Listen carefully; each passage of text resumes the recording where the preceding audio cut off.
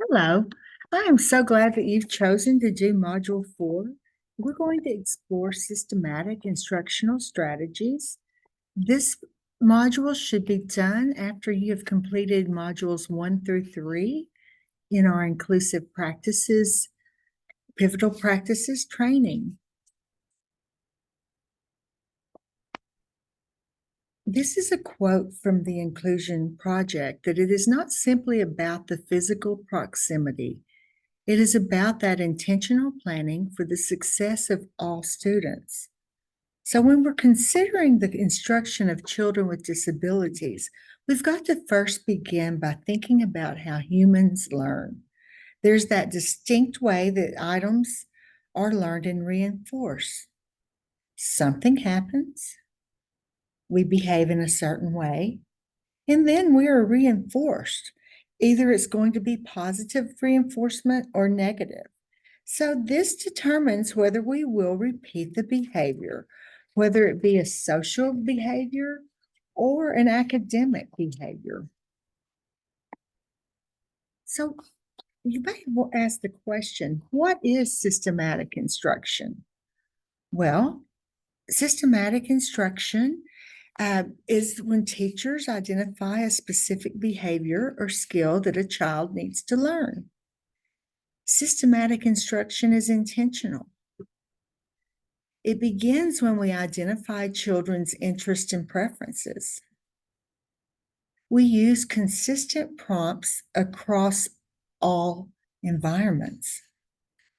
And there are a variety of natural occurring consequences.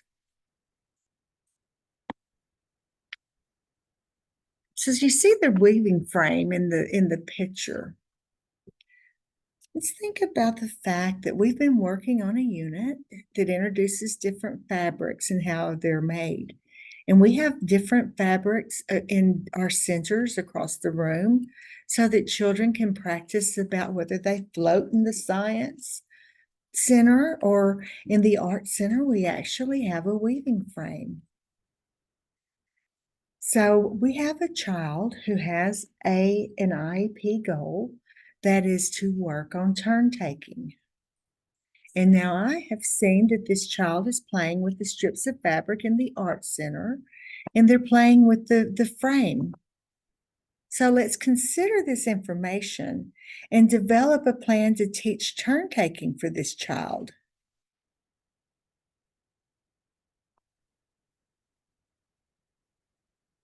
So you may wonder why I started here. I started here so that you can see that you're already using this instructional practice. In the next slides, we're going to be talking about the necessary components that need to be present when you're planning systematic instructional practices.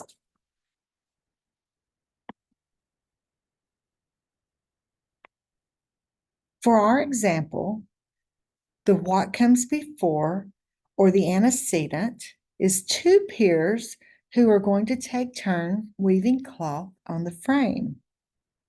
The behavior that we want is one child at a time to complete their turn at the loom. And the consequence could be a high five from the peer and the teacher when the child is successful. It could be more complicated in the fact that the child is chosen to play with other children because they're learning to take turns. It could be a verbal specific praise, or it could be that the child needs to be rewarded with a preferred item or be able to play in a preferred center when they have successfully completed this learning trial. Remember, there are names to each of these steps. The antecedent is what comes first. The behavior is the action that results. And the consequence is that reinforcer. It can be positive, where you want to do it again, or it could be negative, like touching a hot stove, where you would never want to do that again. In order for a child to learn something new, this complete learning trial must occur. And sometimes it's many, many times. And teachers, we've got to think that we might have taught them already, Well, we've got to remember that sometimes we are required to reteach and keep introducing expectations. And sometimes it takes maybe a whole year while we're doing this. We do this until children don't need it. Another thing to consider when children are learning is their engagement. Are children mentally attending to and participating in the learning? Even as adults, we learn best when we're involved and not just listening to. If all children are not engaged, how do we as teachers ensure that they are engaged? Are we planning ahead for things like songs or finger plays or simple props that children can use to be occupied so that all children are involved and not just one child waiting on a response? As early childhood educators and special educators, we have to consider the acquisition and use of knowledge and skills. This is one of the outcomes that we report in federal reporting. We want children to learn more age level content. Children won't learn academic skills that they are not taught. Attention to goals should be a priority for those who need it so that they don't miss valuable classroom instruction.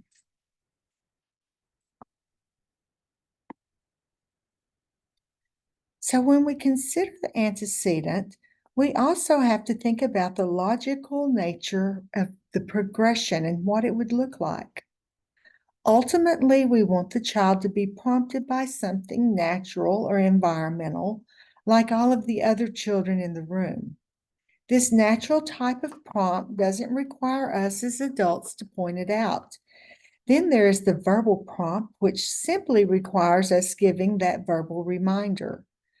But some children need more obvious prompts that make the expectation more obvious.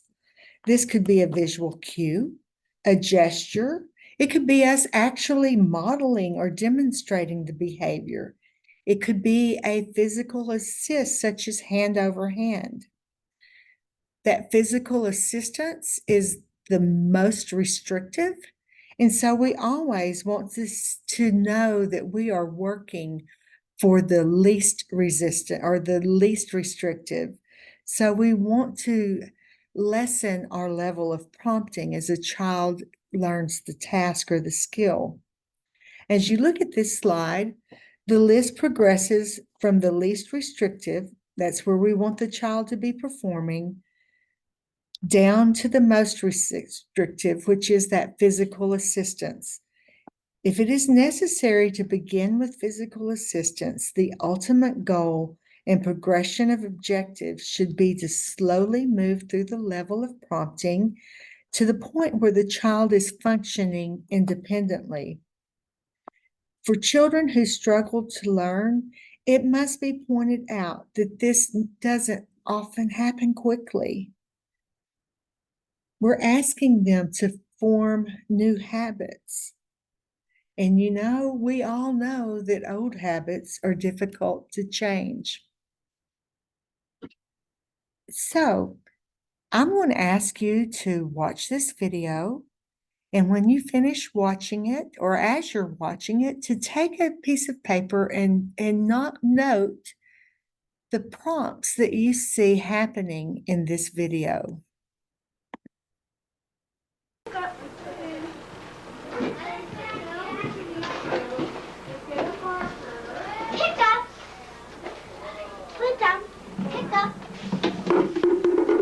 Yes, good. Tell him you're picking up. Tell him he's doing it. Matthew. Matthew. Matthew. That's good trying. There, you did it, Matthew. Okay, tell him to walk up the stairs. Could he carry it up? Let's see if he could carry that up. Let's see if he can try that. Oh. Go up the stairs by yourself. That's great. That's right, Matthew. Walk up. That's right, Matthew. Yeah. Okay, you guys are ready to go. Oh, nice.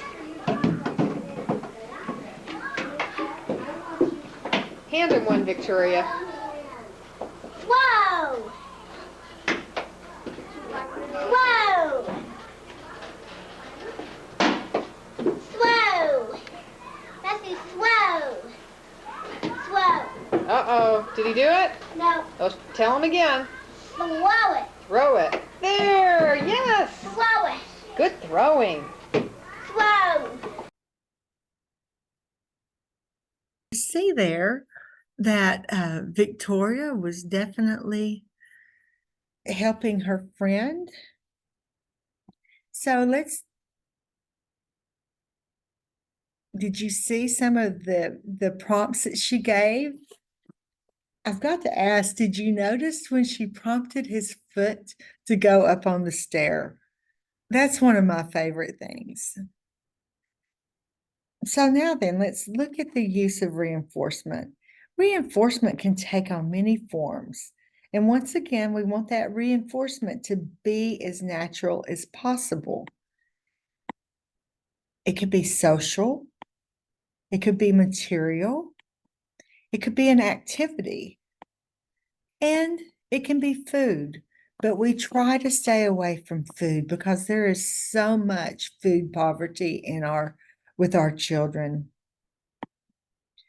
The process, it should be contingent on appropriate behavior.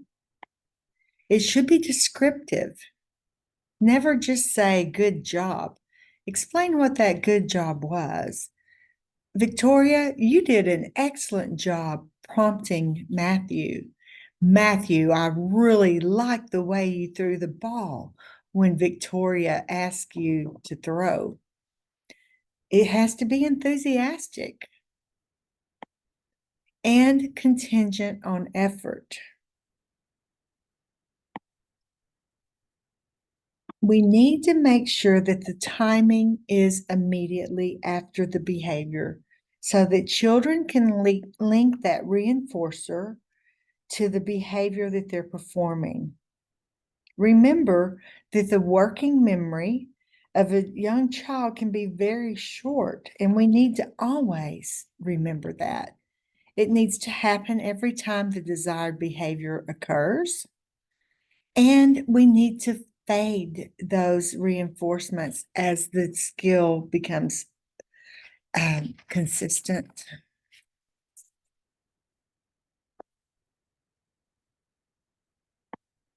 So now let's look at 3 examples, and let's think about that a teacher holds the juice pitcher and raises her eyebrows in a questioning manner. The goal is to have the child request juice. And whether they say juice or they make an approximation, the teacher says, "You want juice," and pours the juice. So now then, let's think about a child who uses schedules and who maybe was wandering around the classroom looking for something to do. So maybe the teacher points to the schedule on the wall after getting the child's attention. And the child knows that that means she really needs to go over and see what's happening. She walks over and looks at her schedule, and the teacher says, "Good job checking your schedule." And here's a third scenario. Snack is over, and peers are emptying plates in the sink, and the teacher points to the cleanup pitcher taped on the table and looks at the child. The child follows their peers to the sink and puts their plate in the sink. And the teacher is saying, "Nice job cleaning up. I like the way you followed the directions." So now let's look at this video. And as you are watching this video, I want you to identify the 3 components. What is the antecedent? What is the behavior? And what is the reinforcer? Cute. Milk. Good job. Try to with the card because he's focused on. So if you have a, tell him, just say, I have milk. I have milk. I have milk. Perfect. Perfect. That is That great. almost sounded like the Uh-huh. real world. Uh-huh. Can mommy have this? What do you want? Milk did it. Milk. You got it. Good work. Good. Sure, so you can see that sound. That was great. Off. What do you want? Fish.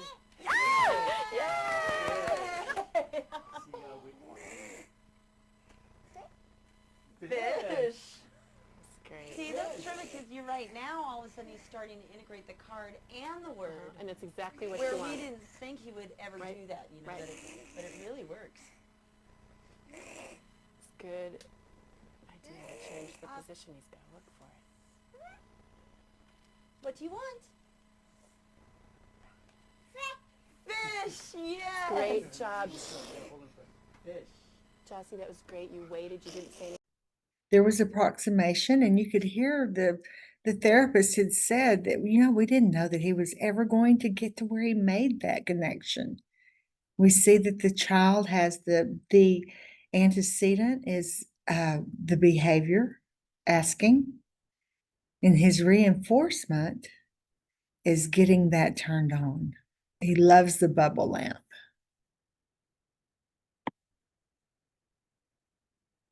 And so remember that inclusion is not just about having a child having access to the classroom.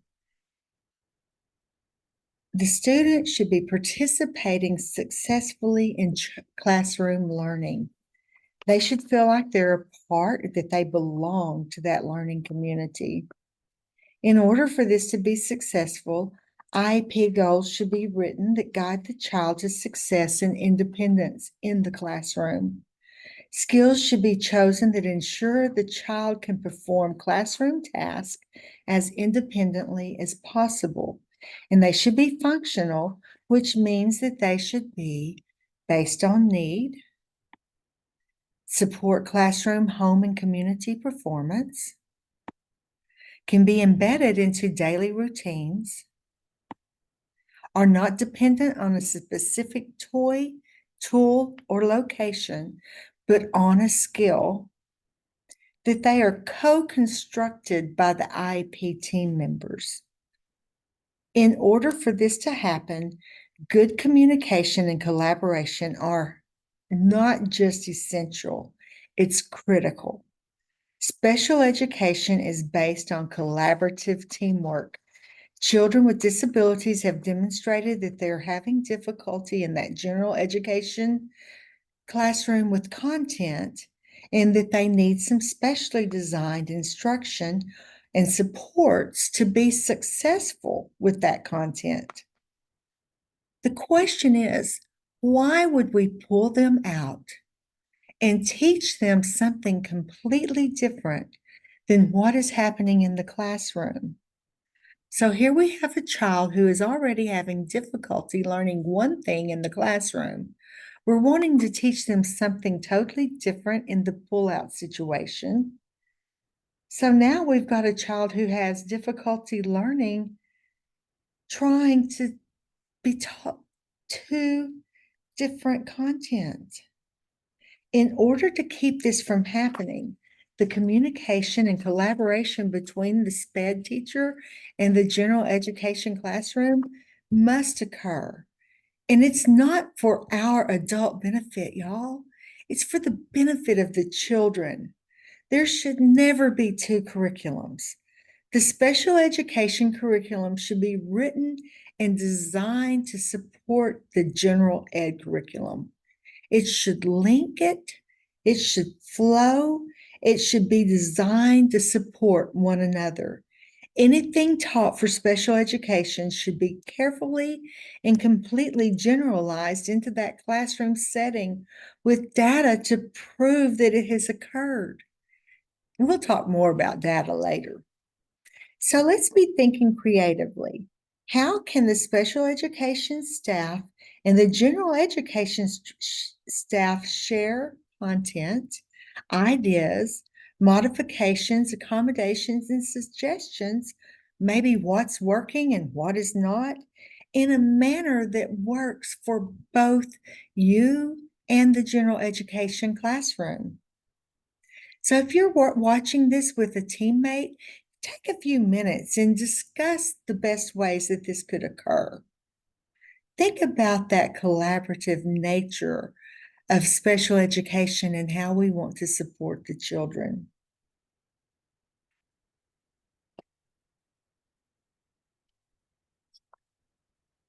When you're finished with this, start the video back.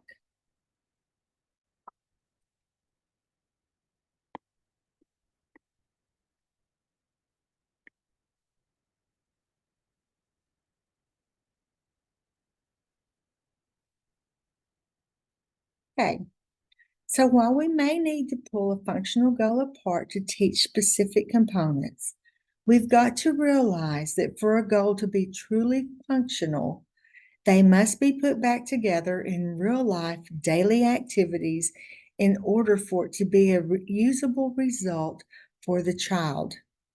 Then we're going to teach them to use it in real life situations. We call this generalization. This is what having children served inside the classroom allows us to do well. It allows for that slow, supported generalization.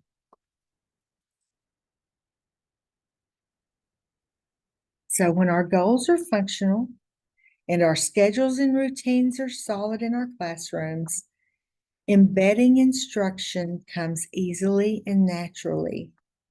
Embedded instruction involves capitalizing on the consistent and predictable classroom routines by building instruction around those specific targeted skills directly into the routine.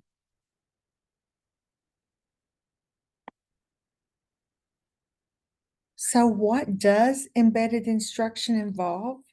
The team must collaborate and work together to ensure that the IEP goals are functional. We want to align IEP goals with key instructional goals for all the kids in the classroom. We need to determine how they fit into the daily routine. We want to embed the intervention into the correct time of day or activity. Ensure that daily activities are stocked with the necessary materials to embed. And also, we want to make sure that we have adults and peers arranged so that they can intervene and give the support if that's what's needed. So let's say we've got a child who needs to learn how to approach and interact with peers appropriately. This is the child's individual goal and one that is critical to classroom success. I have no doubt that there are other children in the classroom who could benefit from practicing this, and they don't even have to have an IEP. All children in these next examples that we're going to look at, it's a sign-in routine. So all children in the class will need to practice recognizing and writing their own name as part of the daily routine and activity. The team can work together to embed an activity that works both of these into a routine for the entire class. There would be no need to pull a child and work individually on something that the whole class could and needs to practice daily. The teacher would teach the appropriate procedure, the interaction to a whole group, and maybe then for children who need more direct instruction, may pull them into a small group and teach it. She could have visuals to share so that a child would know what the skill looks like. She might model it or have others modeled the skill. She could even give reminders on this procedure frequently, and it might take all year. So from now on, for the daily sign-in, the first child on the sign-in page gets the sign-in card, goes to the board, attaches his or her name, practices writing their name, looks at the next picture in line and takes the sign-in card to that child. They tap them on the shoulder, tell them it's her turn, hands them the card, and that child goes to their turn. Now they are recognizing names. They're recognizing names of their friends.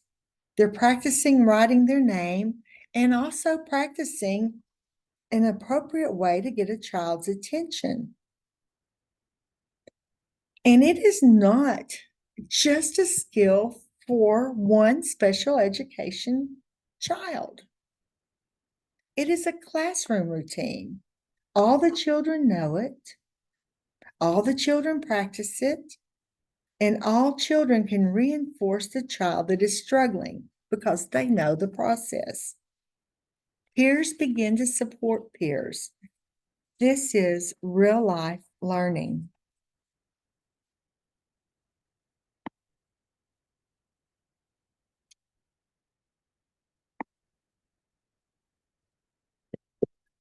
Excuse me.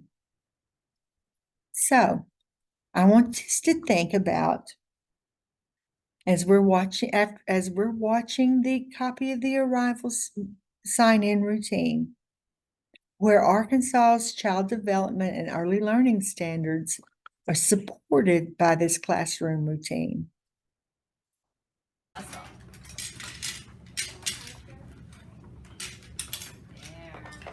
we can put them in. How do you think that on the puzzle? Look. W. Okay. Let's put this one together first, okay? Can you help me put in? Here, put R in.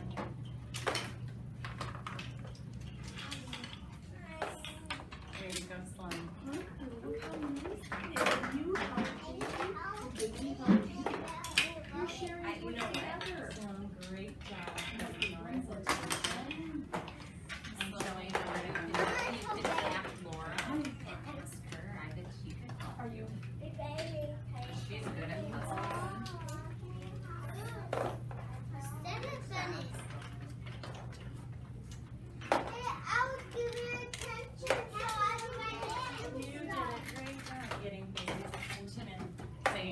So what did you see there? Do you think that this routine helps us work on these CDLs for kindergarten readiness skills? Is the routine good for children who need to learn social interaction? Is this routine good for all of the class? Is it working on age-appropriate kindergarten readiness skills? Is this a skill that can then be applied to other situations throughout the day?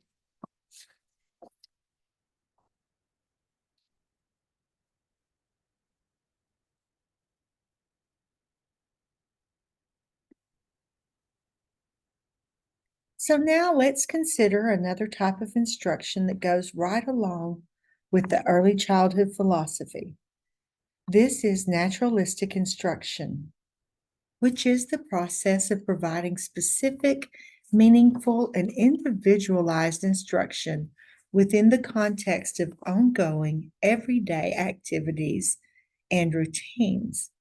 Sometimes you hear naturalistic instruction referred to as incidental. So who wants to plan a time to pull a child aside and drill the skill over and over? Would you want to learn a new skill that way? Who wants to carry toys into a class and try to only let one child play with that toy? No, you're a disruption and the classroom teacher really doesn't want you in there anymore. Well, naturalistic instruction looks at how skills can be taught through the child's everyday activities and play. It builds on their likes and choices using materials that are in the classroom for all to use. These are things that they can play with again tomorrow, even though the SPED staff is not there.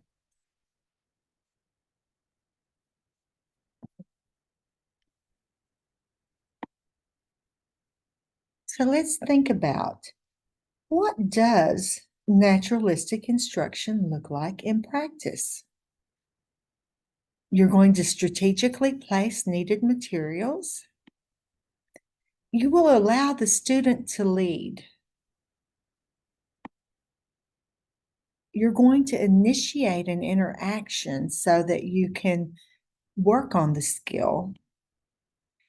You're going to determine what goals could be supported by the activity that the child is playing with. You will want to scaffold prompts to promote skill development. And you want to make sure that you are reinforcing the response in right after you get the desired behavior. So we are going to watch a video, and while we're watching this, I want you to take your pen and paper, and I want you to think about what the child is playing with. Did the teacher bring any special materials in? Do you think there was maybe more than one goal that she might have been working on in this instance? What do you see her doing to make this learning trial happen?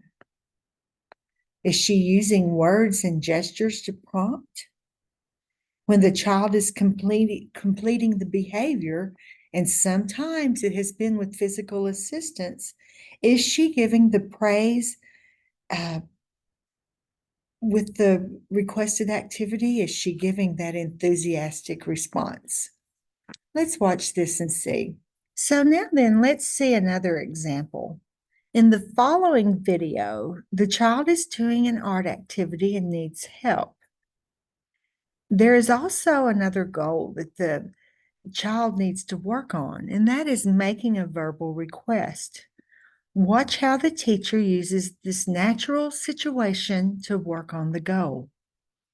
Oh, cool rocks. That's cool rocks there. Pour it. What do you need? That's a You need glue? Oh, now you have to swish along. Glue open? But you do too much. It's open. My hair. I got some sand on there. I'm gonna make more eyes. I got no Squeeze, sand. squeeze. The goal the teacher is working on. She's not working on her to make a verbal request. She was working on her to make a request. This child's way to request was with sign language. What is the teacher's expectation for this child? That she would ask for the glue to be open. Is this a skill that supports the child's successful participation in the classroom? Did it require being pulled out? Did it require extra materials? Did it provide a naturally occurring consequence? Absolutely. She got the glue to be able to squeeze it out. Did it show the child that language is expected in the room? Absolutely. So let's think about the learning trial that we've talked about earlier. What is the antecedent? The teacher probably knew what the child wanted, but prompted her, what do you need? So what was the behavior? The child approximated glue open with sign language, and she said correctly, glue open as a correct model and open the glue. The consequence, which was a natural reinforcement, was the child gets the glue open and can now use it. This is a complete learning trial. The child knows that this works and will most likely try this again when she needs something. It didn't require special material or location. It occurred in real time using materials on hand. The teacher was reinforcing the IP goal in a regular activity. This is naturalistic instruction.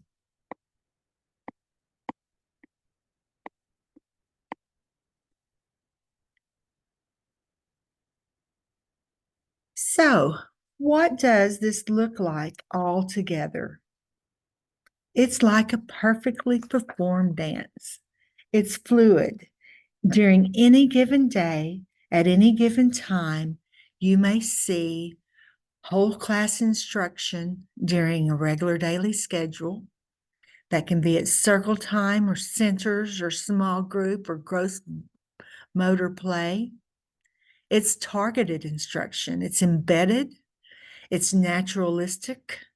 There's prompting that is consistent, and there are individualized supports, modifications, accommodations, assistive technology, and we partner with families.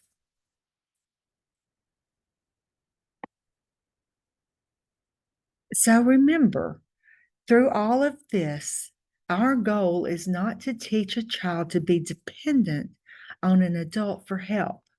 We don't want a child who can be pulled out into an unnatural setting and perform for one person in the audience. We want children who can function independently in an educational setting. We must plan for and set up their learning to make this happen. This is the art of teaching.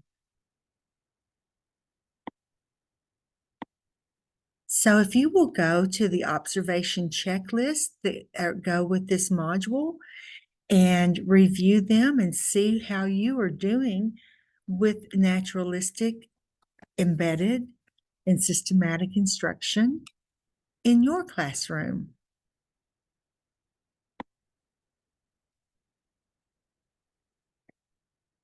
I want to thank you for your attention today. I want you to know that if you've got any questions, you can email me at Alisa, ALESA, .Lambert, LAMBERT, at ade.arkansas.gov. Thank you for making inclusion possible. People think it's impossible, but you are making it possible. Special education is not a place, but it is the supports, modifications, and assistive technologies that allow a child with disabilities or developmental delays to have access to the general education curriculum. Our work continues, and thank you for attending.